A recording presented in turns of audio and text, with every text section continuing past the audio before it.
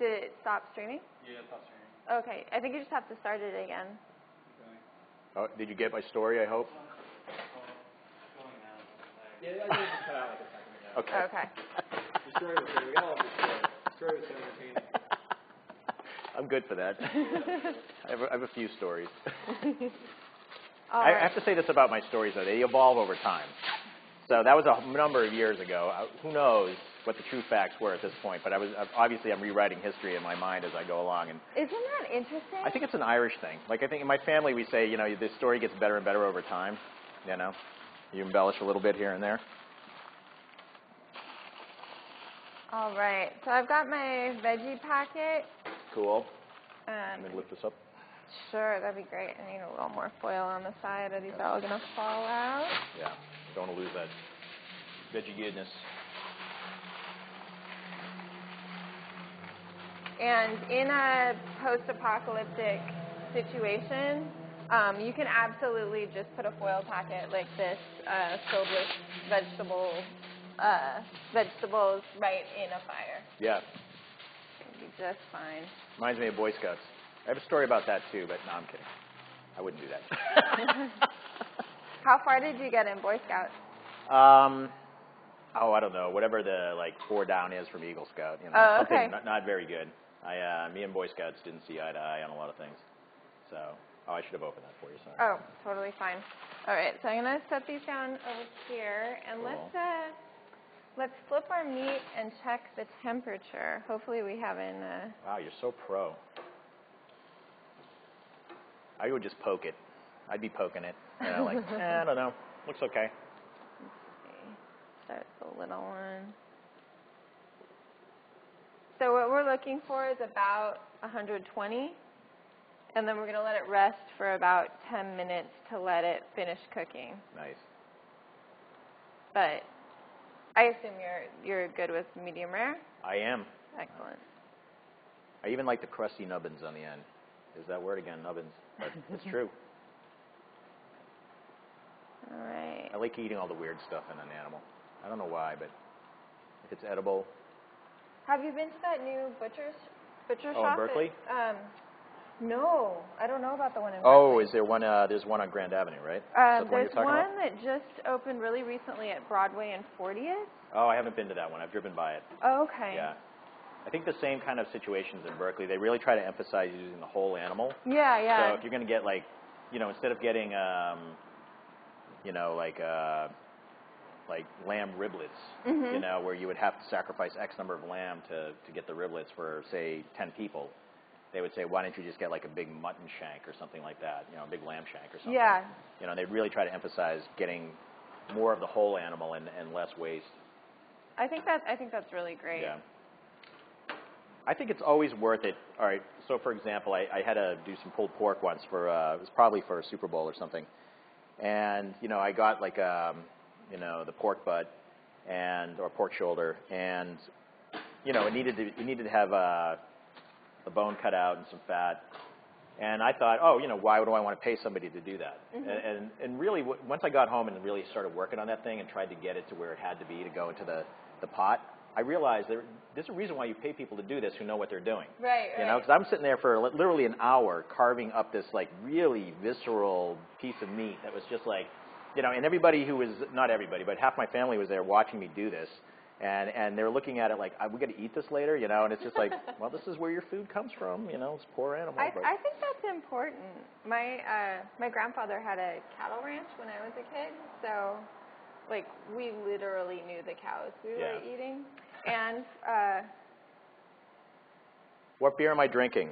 Oh, but you should go ahead with your story, okay. and then we'll talk about a little bit about beer. So my grandfather, who had a great sense of humor, often named his cows after members of our family. Mm-hmm. So, you would be sitting down and eating Janet, for example. Nice. You've invited Janet to dinner. Right. Nice. She's the guest of honor. Yeah. Okay, so what? Well, I was going to say my wife's grandparents, her grandfather grew up in the Imperial Valley, and he was a cowboy, Mm-hmm. and basically did cattle driving and all of that. And so their whole food array had to do with having a big freezer and they would buy whole halves of animals, Yeah. and, you know, you'd get all the parts cut up, and then it would, so literally be like, oh, what are we having for dinner? And they'd open the freezer up, and then you'd see, like, you know, they'd plan it a couple of days ahead, but they'd take out some big, giant chunk of some animal, and, you know, that's how we would do it. So when we would visit, so it was pretty cool. The beer I am drinking is 21st Amendment, which is a local brewery in the Bay Area in San Francisco. It's canned beer. I'm really into canned beer these days. I'm not sure why. I just like the efficiency of it. I love the fact you can take it archery or camping or whatever, and it's very lightweight. I mean, you're only carrying the liquid. This particular one is Bitter American. I very often drink Back in Black or Brew Free or Die, which are the more heavy IPAs. This is really just a pale ale. It's a session ale, and it's only 4.5% alcohol. And even though it's called Bitter American, it's not a particularly bitter beer. You guys tried it. Well, yeah, so what do you think? Tastes pretty good, right? Yeah, yeah. I like it. It's a good go-to beer. I'm big into I've actually been drinking a lot less beer lately, and I know this is probably a big reveal now in my life, and now as I choose beer, I really do like to consider if it's going to be a situation like this to get the low ABV, just so that I'm not like face down at the end of this broadcast. Thought that might be a courtesy. Yeah, we were really hoping. Yeah, and another thing. So I put this last slow cooking steak back over on the hot side because I'm trying to get it up to that 120 degrees. I think it must have just ended up further from the fire somehow than the rest of them. But I was thinking as soon as we do that, maybe we could close the cover, let the vegetables do their thing, and throw a little cornhole. Sure. People are like, cornhole? Yeah. Why don't you introduce cornhole? Sure. Cornhole is for whatever reason, cornhole has become popular recently, or popular again, I should say. I think back east we called it tailgate or beanbag toss. And basically, these are the boards. I don't know how your light's doing over here. We're a little bit in the dark. I actually put some LED lights underneath this so we could play this at night. But the idea is that you basically get points for dropping. I know my hands look like they're bloody, but it's the beats. But you get points for dropping the beanbag onto the board. You'll get a point each, and then you get points for getting it through the hole. So the idea is you're lobbing, and the reason why people usually do it underhand is a lot more control. You throw in tandem, and so it's really great when you have a team of two, because then the other team stands down that end, and really there's very little calories being burned, and people are drinking beer, and they're just standing down here throwing beanbags back and forth at each other. So, but yeah, I personally have grown very fond of this game. I bought a raw set from a company and hand-painted my own set. So if you put these guys together, you can see that there's this big face, big grinning face. You can probably see it on my blog or my Instagram. But yeah, I do a camping trip every year with a large group of people up in the Mendocino woods.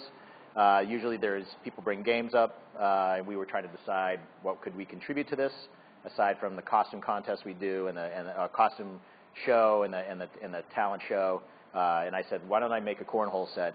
And it's become very popular, and I've actually really enjoyed it. I usually have it at my studio, and people come over. Sometimes I call it Beer 30, as most people do, just when you feel like you've done for the day. And we stand out in front, and usually you'd play this on grass, but we play it on the cement. So there's it's very loud. It makes a big bouncing sound as the bags hit it, because it's just resonating wood. But I think it's cool. For me, it's cool. It's all dusty and dirty, but it's just, it's what I love. So yeah, I set it up. This is far from regulation. It's supposed to be like 27 feet apart, end to end, but, I wanted us to have some fun. Yeah, so, and we've got a little bit of a slant. Oh, first throw. Yeah, it's fun. Always the second throw is never as good as the first throw. The follow-up is never as good, right? So normally the person in the red would be throwing in tandem, but actually what we should do, you want to just do some practice throws, and then we'll go down? Yep. Nice. So yeah, the idea is that we subtract from each set of points. So because you got 2, I only get 1 point, even though I dropped a 3 in. You got 2 on, so you've taken away 2 points from me just by doing this. So why don't we come? We're gonna throw. You want to throw back this way? Sounds good. Yeah. Okay. All right. We're tethered, by the way, just so people know that it's cool.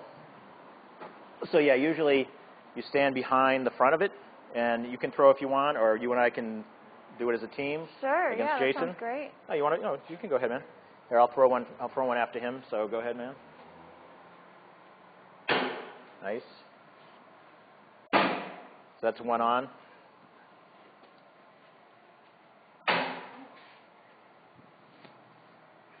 And I think, honestly, playing street like this is a little more challenging because these boards get very dusty with street dust. And by doing that, they're a little more slippery. So, it's like golfing or any other sport. You learn to play the field, right? So, or you have the pool table that's got the weird sunken side on it. Nice. Nice. That's beautiful. So, you didn't drop one in, did you? So yeah. So in this case here, it would be two to nothing. And then we would just go. You go to 11 or you go to 21, depending on how long you want to play for. Great. I think it's great. I like the idea of going up and having a little barbecue or picnic up in Tilden Park or up in Lake Temescal, and then throwing up there. You know, be super cool. So, yeah. All right.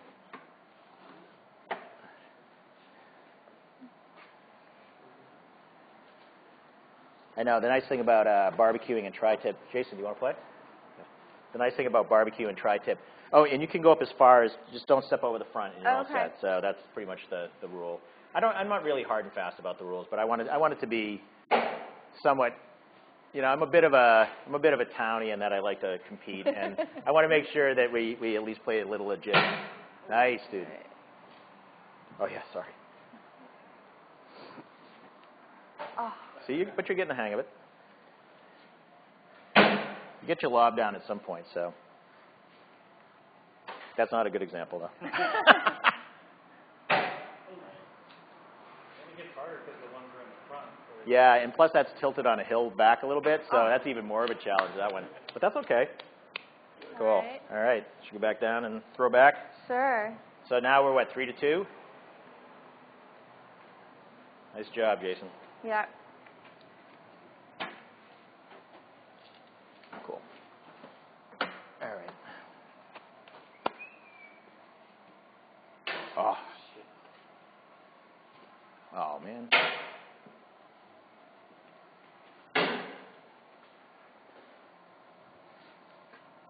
Oh. He's good. You're a natural, dude. It's hard to throw it soft enough that it doesn't slide off. Right. Oh, Nice. Nice. Woo! I think, dude, you just barely got rim on that one. That was like, oh! That would have been rad. Oh. Nice. So, yeah, that's 3. What is it? I know this is usually where I run into trouble, but I've only had 2 beers, I swear. Right. Yeah, so you got 1 inch, that's 3, and then that counts as 1 on because we took 1 point away, so that's 4. You had 3 before, that's 7, and we are 2. Yep. 7-2. All right. I don't remember who was throwing red and who was throwing yellow. Oh, yeah. Yeah. Cool. Thanks. All right. Okay. I'm gonna walk us back around. Yeah. Sorry, guys. We are tethered. Nice. You just drop it through? Oh man. He's a ringer. Where He does is a this ringer. guy come from? He's not even on the show, and then He just shows up. He shows up. Yep. when someone gets a cornhole, should we just shell shout? Cornhole! We can if you want. I think that's the new rule. Okay, next time it happens. Yeah. What if I drop that one in too? You can knock it in. Really? Yeah, Yeah, sure. Double cornhole. Oh, dude.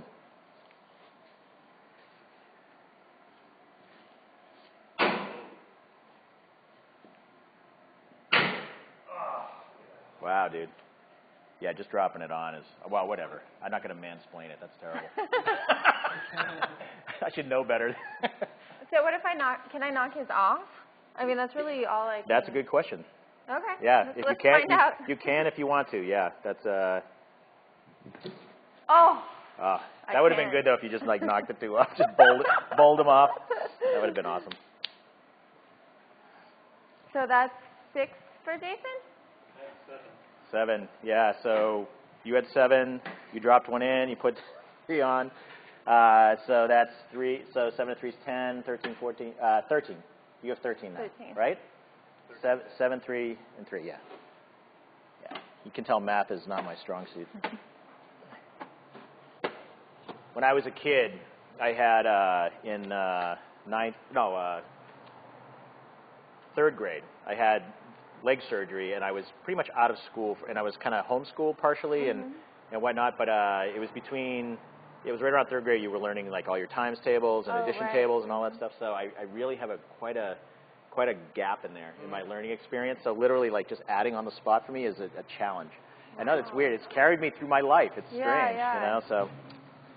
Not looking for sympathy. I'm just saying kind of those funny development things that happen to people. So. Oh.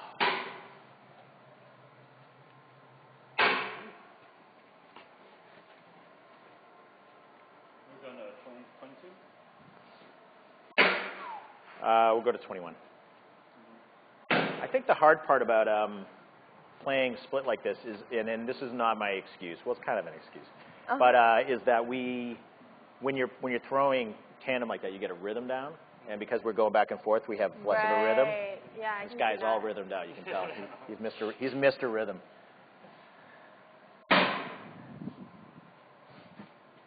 Nice, dude. Wow. You're gonna be on my team next time. Oh. What was that?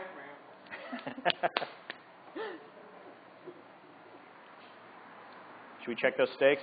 How do you think they're doing? Oh, they're just resting. Oh, right the stakes now. are resting. Oh, we're good. Yeah, yeah. Okay. Cool. All right, you're red. Yeah, and the blue one's back there. Keep your hands on me down. Oh, yeah, I need my hands to throw it. That would be a challenge and a half. I think next game Jason has to wear those. As Yeah. We can make Jason wear these. These are my Halloween hands, and I brought them over to the show at the compound. That's up now, running through March 8th, and yeah. So I wanted to have this nice, easy. So I could still drink my beer. I could still do things. I could hold the candy out to the kids who came up to the house. And scare the living heck out of them, you know, that kind of thing. Some kids were really cool, like, dude, those are the best hands ever. And other kids were, like, totally terrified. Like, that dude with the big hands is going to grab me. So, yeah, it was quite a mixed bag. I don't think I can actually throw this with this, but I'm going to try. Is that all right? All right. Do it. It got caught. Oh, you know, I should just stick it on the end. That's what I'll do next time. Yeah. Might be an advantage. You're getting that. Yeah. It's highlight. Right. Highlight. Yeah. Oh, wow. All right.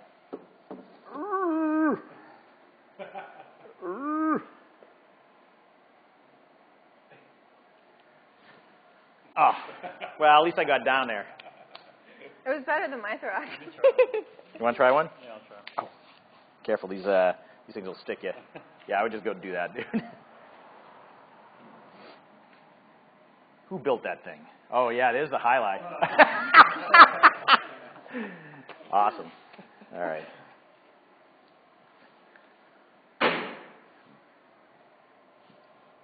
Cool. We're done. We're done with that. We're done with that. But, yeah. You going to check veggies, or what do you want to do? Yeah, that sounds great. But can I get a time check? About 10 minutes. About okay. 10 minutes? Okay. Great. So I'm going to check the veggies. We'll get to it. Okay. Cool.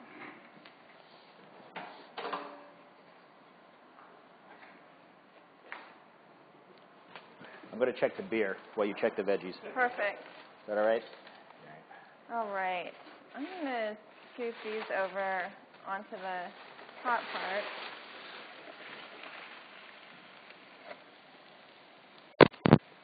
How are they doing? Not quite done. Okay. A little bit longer. Yeah. They look great. Tasty.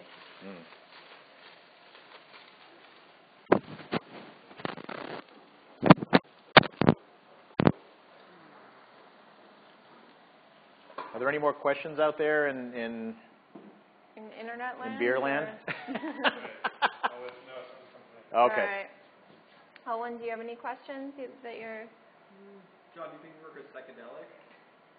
I think it's become psychedelic,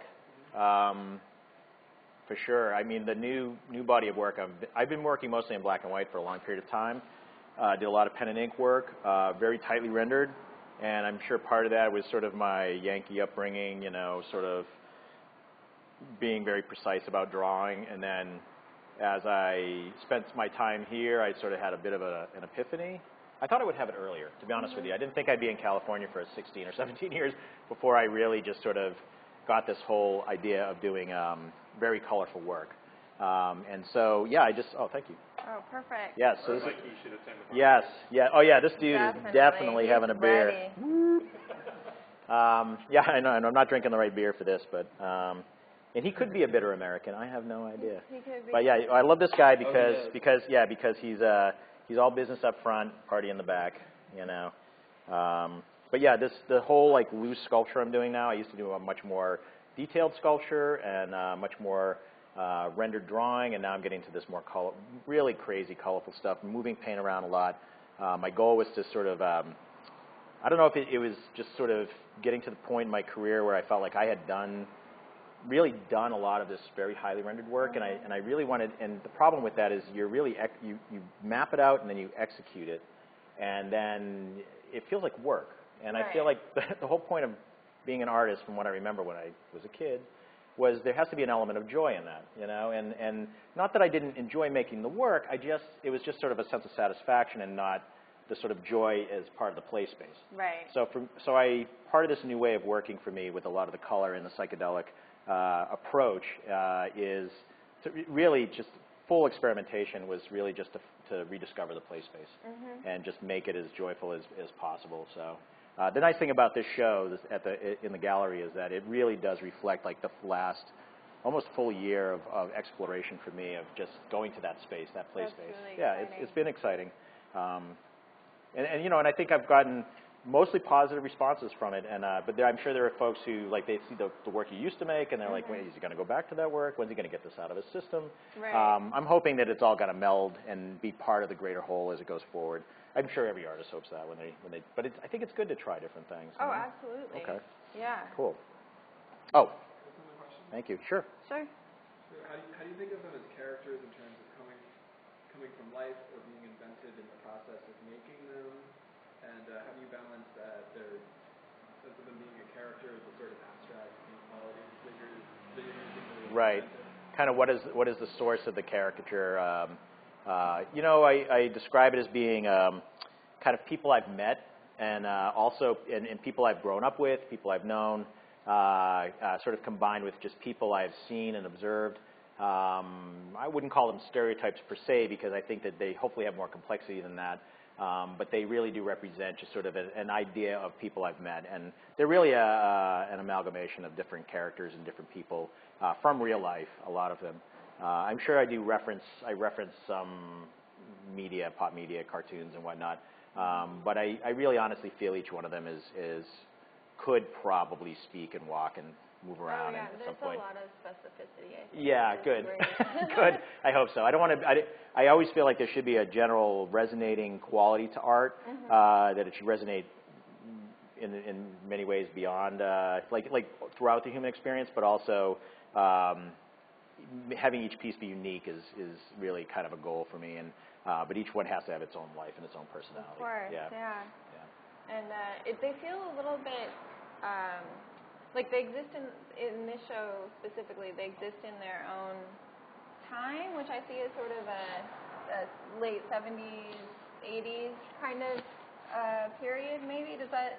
Well, you know, that is the pop culture. Well, and probably part of it is my age, you know, sort of where I'm at in my life. And I honestly, it's probably me reaching back. I hate to reference nostalgia. I use nostalgia because I think it's almost become a crutch for so many people. But I probably am, you know, it's funny you said that because I hadn't really thought about it like that, but I probably am referencing like one of these more liberating times when I was a little crazier, a little wilder, just, you know, probably totally in the play space, very naive, stumbling through life.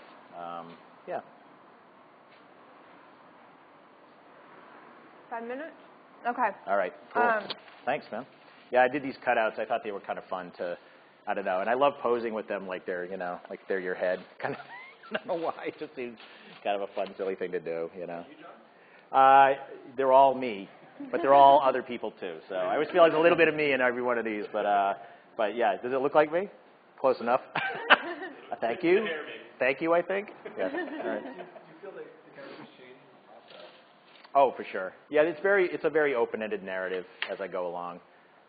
It is really, the characters, like when I lay down blocks of paint and sort of start moving stuff around, there's no preconceived idea of who that character is going to be. Probably the biggest thing I conceive is whether it's going to be male or female, like the shape reference point, and that's about it.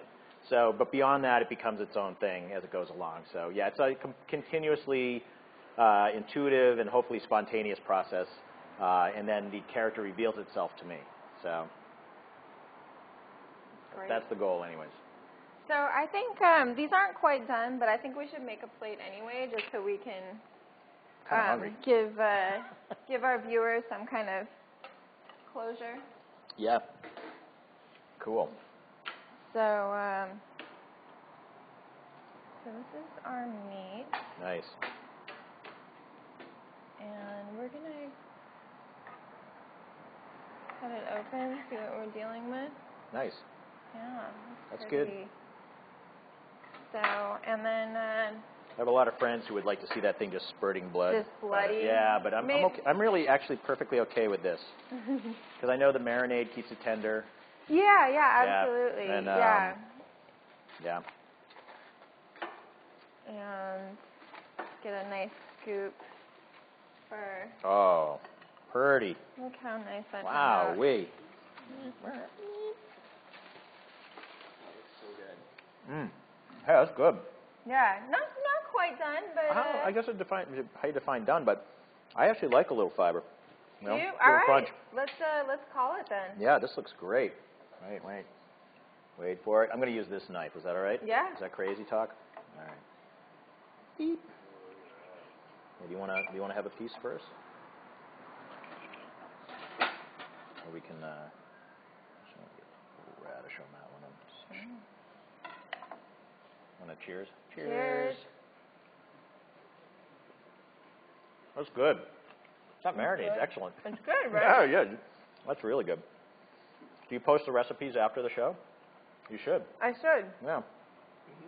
I'll do that. Really good.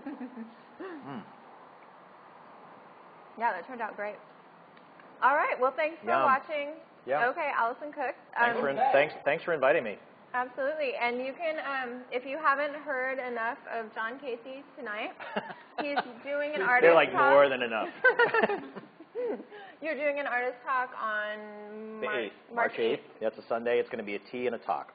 So it starts at like 4 to 6 in the afternoon. Yeah. Great, wonderful. Yeah. And next week, we'll be turning the tables on our producer, Elwin Palmerton, and he's going to be making a meal with me. Wow, dude. So you'll see the face behind the magic. Cool. All right, thanks for All right, tuning in. thank and you, thank guys. you so much Oh, for thank you for having me. being a guest. All right. Cheers.